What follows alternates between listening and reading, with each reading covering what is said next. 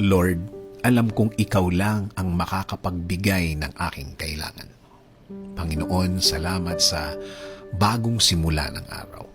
Salamat at may kasamang blessing ang bagong araw na ito. Salamat sa mga bagong oportunidad na kasama ng bagong mga pagkakataon na ibinigay niyo sa akin, Lord.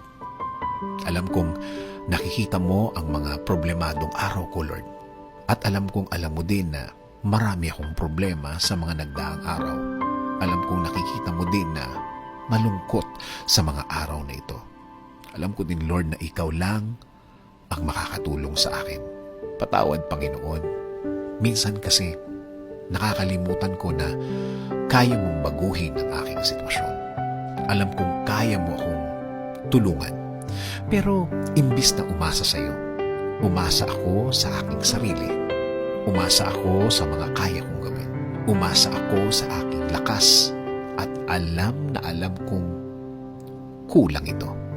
Kaya ngayon, Lord, lumalapit ako sa iyo at humihiling na Ikaw ang manguna sa aking araw ngayon. Ikaw ang mag-lead. Ikaw ang magbigay ng direksyon sa aking araw ngayon.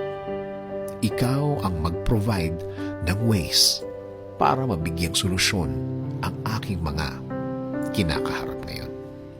Kasama din po sa aking dasal na ito, Lord, ang aking bayan. Alagaan at bigyan niyo din po ng direction at guidance ang mga namumuno. Bigyan niyo po sila ng wisdom para sa tamang pagtakbo ng aming gobyerno. Ilayo niyo din po ang mga taong ito sa pag-iisip ng masama. Dahil buong bansa ang kanilang inaalagaan, hindi lang Pilipino sa Pilipinas, kundi ang nasa ibang bansa. Panginoon, alam ko pong wala kayong masamang plano sa aking buhay. Alam ko pong ang lahat ng plano mo ay sa ikagaganda ng aking buhay at sa ikaaangat ng aking araw-araw. Hindi lang para sa akin, kasama na din ang aking pamilya.